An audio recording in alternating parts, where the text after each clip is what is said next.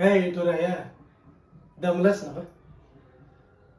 28 युग रात्रंदिवस इटेवर उभा असतीयोस, आमची काळजी वाहतीयोस, आम्हासनी जपतीयोस, आणि आम्ही सारखं काय ना काय तुझ्याकडे मागत असतो बघ.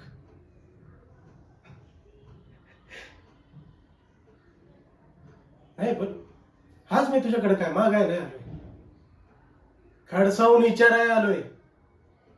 होय, तुझे ऐकलंस तेच खरं आहे.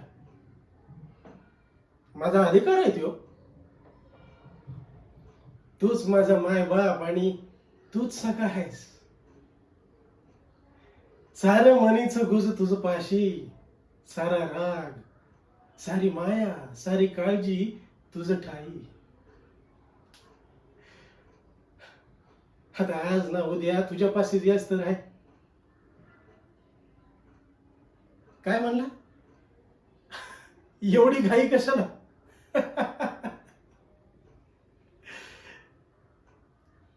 तुला नाही कळायचं रे. भेटीची आस काय असते हे अनुभवायला तुला भक्ताचा जन्म घ्यावा लागेल.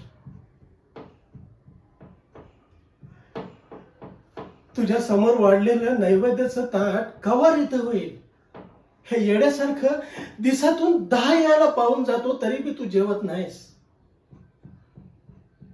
स्वतःच्या हाताने 2 घास तुला भरवीन म्हटलं तर स्वतःहून समोर मांडी घालून बसत नाहीस.